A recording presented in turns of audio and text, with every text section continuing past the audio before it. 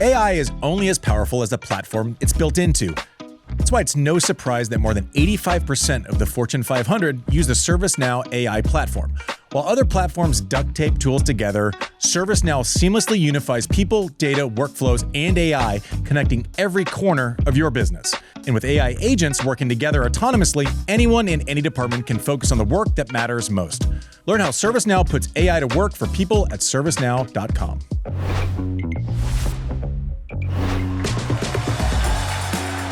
Hey everyone, welcome to Quick Serve, brought to you by ServiceNow, Day 8 recap. As you can see, we are not in studio. Nope. We are snowed in. We are like anti-Sinner and Spizziri. It is cold. Hopefully everybody's safe. Everybody's safe. Yeah, hopefully. Mike, you didn't have power, then your generator kicked in, and then we had a whole bit planned because we were getting ready to sit down for the show, and Mike's face kept going like this. Frozen face. And just go frozen face. So we were going to have Sean imitate your voice and just do you from frozen face. Oh, well, I appreciate that, Sean. It was going to be great. Hope everyone is safe. We are happy to be here. I think if you have a second, if you can subscribe, Sean, just do the... Okay. Thank you. Appreciate it. I'll tell you who wasn't really concerned about much yesterday. I didn't have Demon beating Bublik 4-1-1. I thought that was you choose Demon to go to the quarters because he's he is still more reliable than Bublik. Maybe not the upside on a given day, but once you get to that match in the round of 16, I thought that was a little bit more of a pick'em, and Demon said, "You're a dummy because I'm going to beat him 4-1-1." To break Bublik that many times, he's seeing the ball like a grapefruit right now. Now, will that matter against Alcaraz if he gets there, who took out Tommy Paul in 3 straight? You don't know, right? It's just matchups, right? Demon has proven that he's better than most on earth, but does he have the weaponry to get through, Alcaraz and Sinner? And that's the kind of the question for most tournaments as it stands right now. Coco getting through Mukhova. Not a lot of with the drama of Osaka and not a lot of kind of Coco focus right now, right? There's a lot of outfits. There's a lot of Sabalenka. There's a lot of Sinner. There's a lot of Novak almost getting kicked out. There's a lot of other kind of headlines that are taking up the air. And I don't hate that for Coco. Like, what does she need attention for? No, she's just head down, grinding it out. Yeah, I like what she's doing. She's beaten a couple different styles of players. Obviously, Mukhova will come in a little bit more, presents a different challenge, serves a little bigger. She played, lefty in the second round, Danilovic. So she's kind of cruising right along. One of the matches that I chose Svitolina to get to the quarters in our draw show, and then I don't know if I believed it fully by the time we got to the matchup with Andreeva, just based on her winning and what she had done. I didn't see Svitolina winning 2 and 4. Like that's a big number in that matchup against someone who's in form. Like that's really, really, really impressive from Svitolina. Sean, what were you doing? People were talking about you with Mboko, some supportive, some rough. You were watching the Saba match. You were what happened? How did your little feelings get hurt? What happened? No, they were nice enough. We were some of the fans and I were chatting on our newsletter, which links below. If you want to sign up for the newsletter, you can chat with some of us during some of the games on Substack. But yeah, they were cooking me a little bit for picking Mboko over Sabalenka. When she started to fight back, they started to root for me. They were like, "Hey, this," they did say I wouldn't hear the end of it if I lost, and here we are. So, can we give a shout out though? I mean, who would have thought that Jovic would be the teenager moving forward between Mboko and Andreeva and Jovic? Oh, one Andy. Sorry. One Andy Roddick. Sorry. Do we have proof? Like a full bracket that was chosen 10 days ago? Yeah. Jovic is really, really, really good. Really complete. What I want to see next round, right? And that's Sabalenka, if I'm not mistaken. You're correct. Yep. We're going to know in the first 4 games whether or not she's able to distribute the way that she has been, which has been crazy impressive, against the pace of Sabalenka. Right? It's a lot easier to distribute and get on top of the court against Putin-Sava, or even against Paolini, who is a great player but isn't going to beat you back off that baseline, we're going to know in the first 4 or 5 games if Jovic is able to be effective playing her stock offering. And I would have told you 10 days ago, we walked in before the tournament started. I had just watched Jovic in one of the warm-up events. I go, Jovic is going to be like top 5 good, like quickly. I was like, before the tournament, I'm like, she's the dark horse. She's the one. We're just going to know. We're going to see in the matchup, right? And look for these little things, right? Jovic against someone who doesn't serve well. Like Paolini's a good server, but she doesn't serve big, right? She doesn't affect your positioning or push you back. Putin-Sava doesn't push you back. She's more crafty, and her strength is in variety and kind of dragging you down into the gutter a little bit. Is Jovic going to be able to hit a first serve return and then step in to take control, right? Or is she going to be 2 feet further back? And how much does that matter with what she's trying to do? Is she going to be able to play that kind of, I call it aggressive defense, where she kind of hits her way out of trouble from the corners, right? Is she going to be able to do that against Sabalenka? And is Sabalenka going to be able to handle the switching of directions? Like, Jovic is really good at setting up in the middle of the court. Like, Sabalenka likes to hit 2-3 shots. We hear that grunt, right? Where she's like, it gets progressively bigger as she feels like she's making progress in the rally. Is she going to be able to do that? If I'm Jovic's coach, I'm going, okay, as soon as she gets 1 foot forward, even if it's a little uncomfortable, try to switch directions, right? Especially to that forehand side of Sabalenka, right? The chess match in the first 4 or 5 games of that one is going to be really, really fascinating to me. One scoreline I also did not have, so I got a lot of the results right. I just got the score. I did not have Meddy winning 7 games in a best of 5 match against someone when he's coming in off of a win. Learner Tien, I thought he was really good, and I think he's better than I thought he was, especially in this matchup. He doesn't mind the ball down. Like, he's able to drive the ball from low. He has those short kind of takebacks. He's never unprepared, right? There's not a lot that can go wrong with the swings.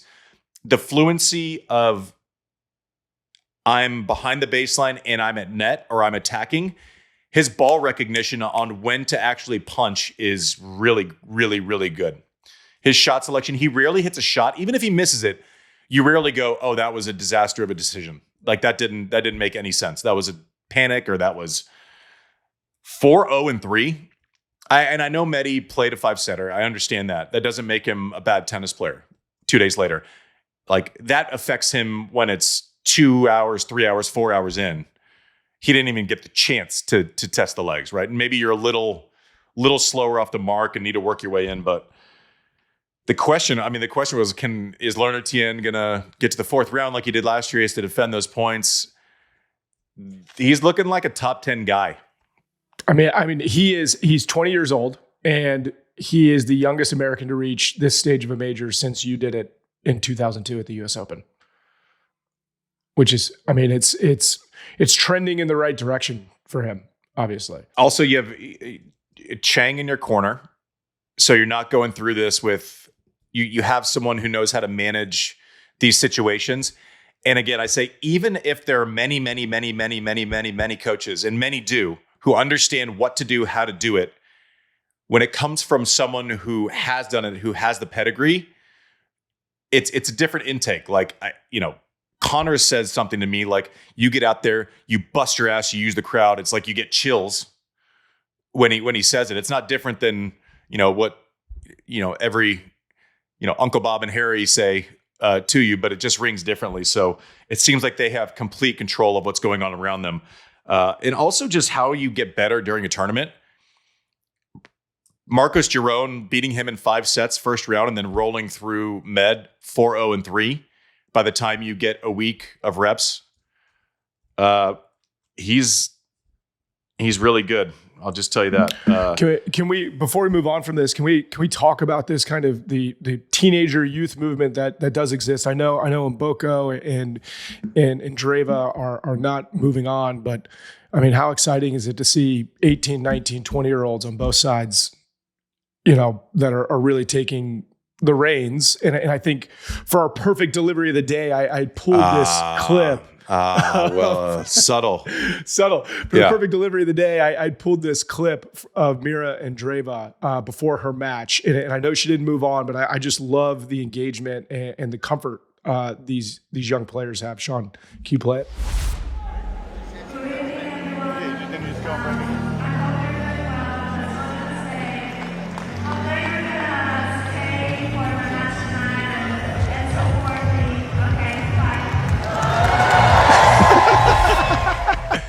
Yeah, I mean, I think there's a lot of reasons why everyone's really excited about Mira Andreeva. I didn't go her way against Svitolina. She won last week, by the way, and then she just beat Andreeva 2-4. Like we haven't talked about this enough. She's kind of, I mean, I'd have to like spend some time on this thought, but best player in the game, maybe with Pliskova, who hasn't won a major. Svitolina.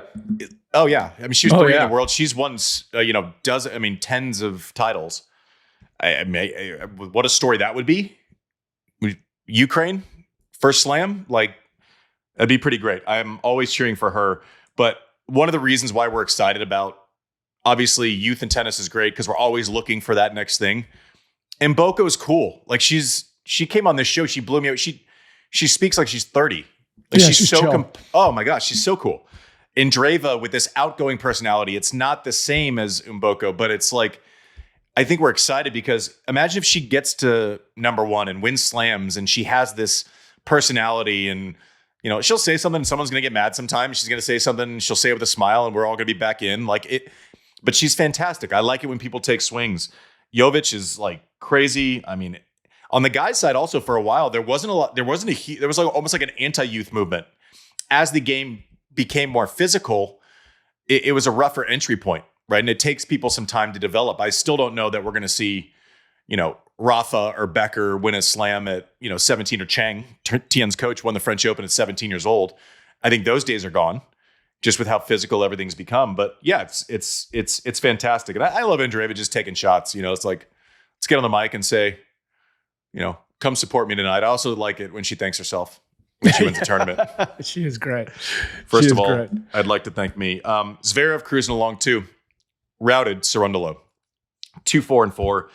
And it's just going to be, can he make those adjustments and find a little bit more aggression at some point? And I've said before, I talked to him, 5-6 weeks ago, and it's just, is it a serve and volley? Is it basically planned aggression as opposed to having to look for that perfect ball on a forehand side to go after, right? There are different ways to go about aggression. He has one of the best backhands in the world.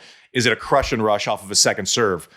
And by virtue of that threat, it makes it better when he cruises back, right?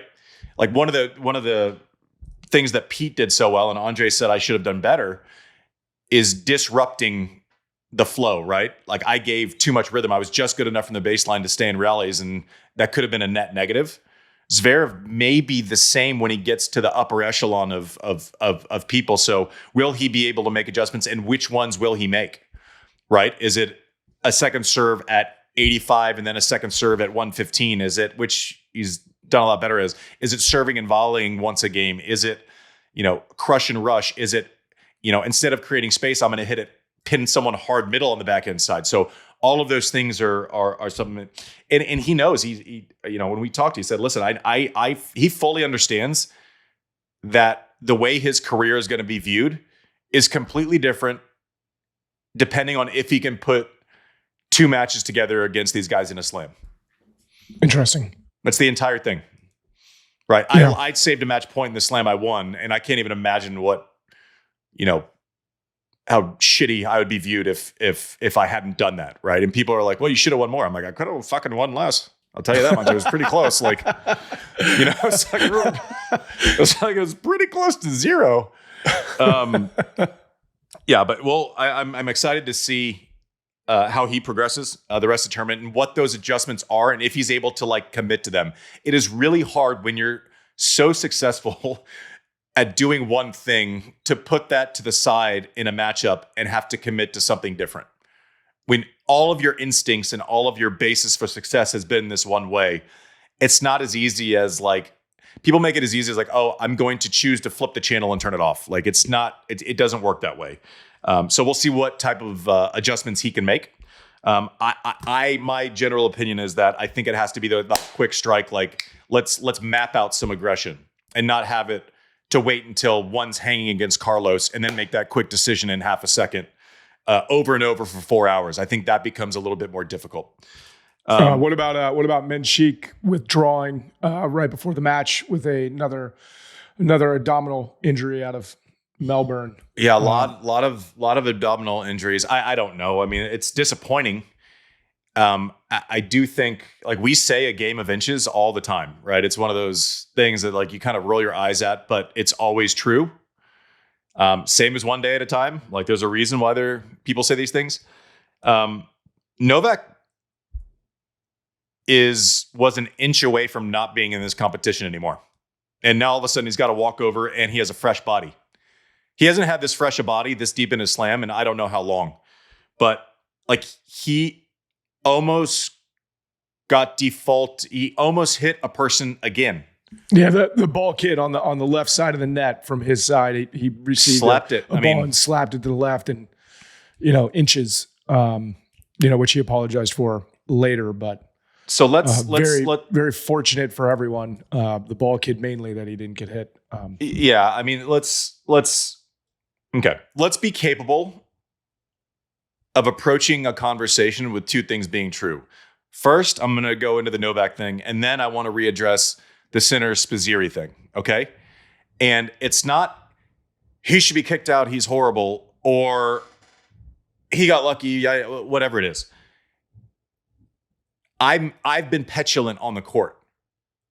I could very easily have made a decision where I hit someone and got defaulted. Very, very, very, very easily, right? And also, I would have known that I messed up, right? Once you make an action and do something and put yourself in position. So, I mean, everyone was super pissed because in 2020, when he got defaulted at the US Open because he did the same thing. And this one at Australia, like, just think about this. The one in Australia, to me, was way worse. He was looking forward. Like, the one in the US Open, he hit it backwards. He hit it backwards, right? It's a 1 in a million shot that it hits someone in the throat. Like, I've done what he did at the US Open 1,000 times. This one where he pulls it and slaps it and it hits a ball kid, like that was worse to me than the one but you put yourself in position to have a judgment levied on you. Very unlucky at the US Open. Like, it wasn't as if it was full of malice. There was no malice involved at the US Open. I don't think there was malice involved here. Were they both regrettable and probably stupid? Yeah. We've all been stupid. He got unlucky at the US Open, and everyone who was pissed, they're saying about someone saying like he should have been kicked out, which he should now say, oh, he got lucky here, and he's lucky he didn't get kicked out. Which he said, I got lucky. 100%. I was lucky there. 100%. One of the differences, one of the main things with the Open from however long ago it was now, 5-6 years ago at this point, I felt bad for him because, like I said, we've all done this thing, right? We've all hit a ball, slapped the ball around. We all have. He left without doing press and just left. In 2020. Correct. This time he went in, and if I've said this before in the show, if someone goes in and said, it's my fault, there are no excuses, I need to be better, I messed up, I'm sorry. What are we going to say? It's very different than 2020. That was my main point of the only thing that I could probably disagree with was you make a huge mistake. There's this huge controversy. You got to go take the heat. Again, you don't just leave, right? And so this time he went in and he took the heat. I was stunned. Like, watching it back, I'm like, oh my God, it almost happened again. And this one was worse, but I am happy that like he's not kicked out of the tournament. But then like to barely miss that, that's an instant default, especially given the track record, right? Instant default. Like there's no umpire that doesn't default him for hitting the side ball kid, not the back one. The back one is like, honestly, 2020 is way more forgivable. Way more forgivable. The side one, he's lucky, and then Menchik, so he's like, all of a sudden he goes from I'm almost defaulted to I'm in the quarters with a fresh body. The other thing, can we talk about the Sinner roof, this whole thing again, please? You just want to put a little bow in it? I just like it's just two things can be true, right?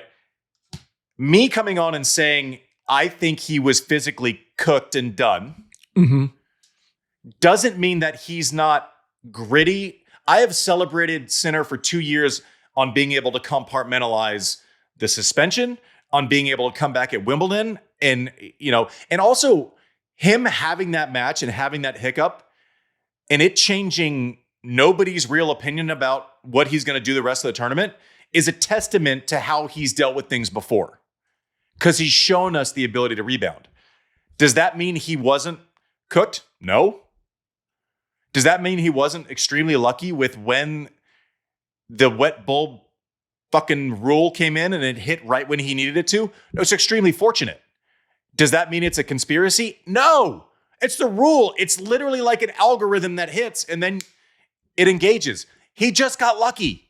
I mean, and that's okay. There's a famous saying, it's better to be lucky than good sometimes. No, but he's lucky and good. Yeah. Two things can be true. Two things can be true. Like someone saying, it's not, I'm not saying like he's not tough. Like to go out on a hampered body and still close, it's not as if like the roof closes and his body feels great. I understand that. Yeah, like he only changed his shirt. He didn't change his body. Yeah. Of all the commentary and all the people that are pissed, I've been in full body cramps and gotten through a match and won at a Grand Slam in 5 sets. Like I have done it. I'm telling you, I understand what he's going through, right? It's the worst. It takes mental fortitude like nobody. That doesn't mean that you can't get lucky to lead to those things. He would tell you this 100%. Like he would tell you that.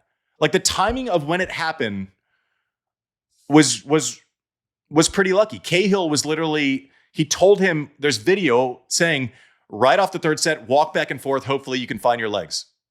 That's it. That's not saying like he was good to go. Like, give me a break.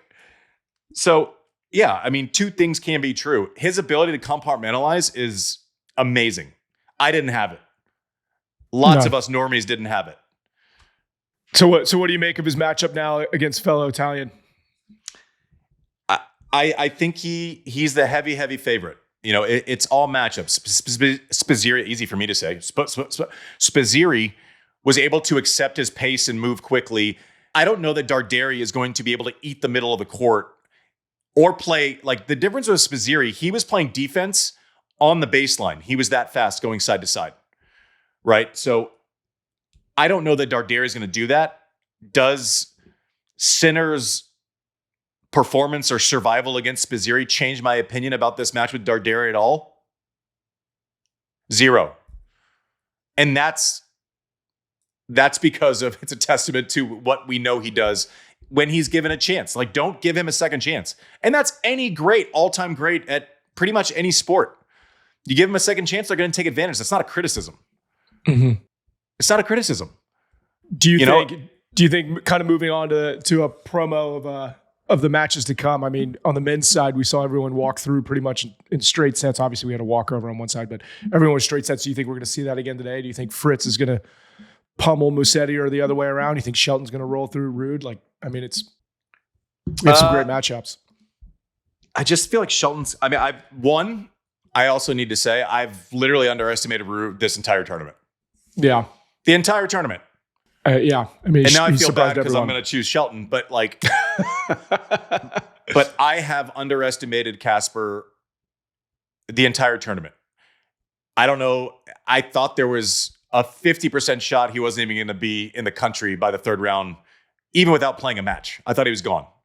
It's a fast court. Traditionally, he doesn't like fast courts. Like, so there are a lot of reasons. So I need to give more respect to someone who has proven that they can make runs and slams. 1. 2, I like Shelton. I like Fritz. Musetti needs time. right? I think Fritz is going to get a lot of looks. I think if it's hot, it's going to roll. I like Fritz. I liked him at the beginning of the tournament. Musetti is playing really well. I didn't have him getting past Mahac, and he did. And so I like Fritz and Shelton moving forward, but it will be kind of fun. You know, there are going to be exceptions, and we'll see what happens today physically, but I don't know that I had it on my bingo card that every major player in this tournament was going to be fresh going into the latter stages, except for Sinner. Yeah. Wow. That's a good point. Like, I don't know that was on anyone's bingo card, but that's sports. It's why we can have all of us assholes here making predictions, and it's sports. There's no script, right? Sometimes the past is the biggest predictor of the future, but it doesn't make it the future, right?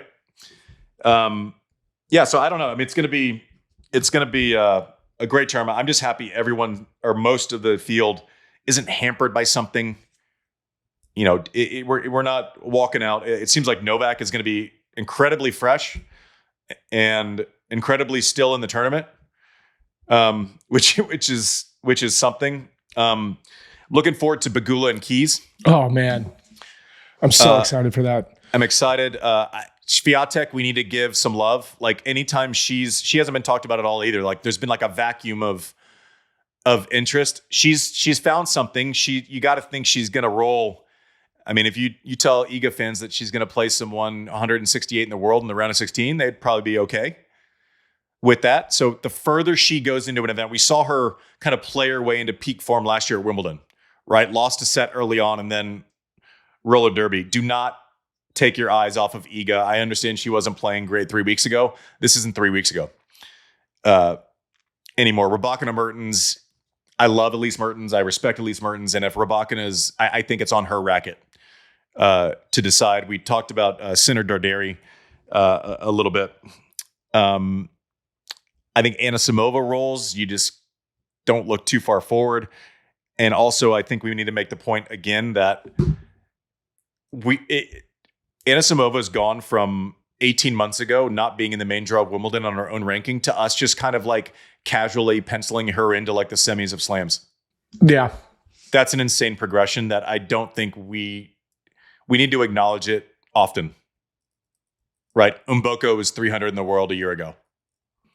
It's wild. Right. This is fun. Learner Tien was 140 in the world at this tournament last year, or whatever, somewhere around there, 120, I mean, whatever. a year ago, Jovic was deciding if she wanted to go to college or not. Yeah, she should not. No. She's not. She's one of the. I always say, like, she's one of the number one draft picks. Yeah, like, she's that good in my opinion. Can I ask you one last thing before we wrap up? Everybody in the comments are always like, "Oh, you guys are so into like Americans, like so heavy on the Americans." Mm-hmm. When I look at the women's side, there'll be an American, guaranteed. There's going to be an American in every quarterfinals match except for one. Well, also, I mean, it's like, how do we not talk about it? Well, also, everyone was upset. So the only thing that I've done with my predictions so far is undersell the amount of Americans in the quarterfinals because Tien is there. Yeah. It's not, I chose Shelton. It's like, oh, American. Great. He's still in. Fritz, he's still in. Tommy Paul, I had him to the round of 16. So I don't, like, you can get mad at me for choosing Americans, but you're going to have to eat shit and walk it back if they all make it there. I mean, it's like, you know what? We won't talk about them. They're good at tennis. Like, the women have 5 in the top 15. I mean, it's like, yeah, they're good at tennis. So I don't know what to tell you. I'm gonna tell you who I think is gonna win each given match, and if they happen to be American, then they do. There's no chance I chose against Tien first round. I'm an idiot. That's my mistake. Not overpicking, it's underpicking. Sean, we should just save that quote from Andy. Yeah, they're good at tennis. Anytime somebody gives a shit about only talking about Americans, we'll just drop that in there. Well, I'm sorry, when they're in every single Andy Roddick. Sorry, just very, very, very simply, right? On the women's side, there's going to be one in every single quarterfinal. So guess what? We are going to be talking about Americans in exactly 100% of the previews. Yes. For those matches. Unless you just want us to skip matches, which I don't know. I don't think that's the solution. But anyways, We won't be doing that. thank you for watching Quick Serve, brought to you by ServiceNow. We'll talk about whatever we want. AI is only as powerful as the platform it's built on. With the ServiceNow AI platform, your AI, data, and workflows all work together, connecting every corner of your business. To see how you can put AI to work for people, visit servicenow.com/AI-agents.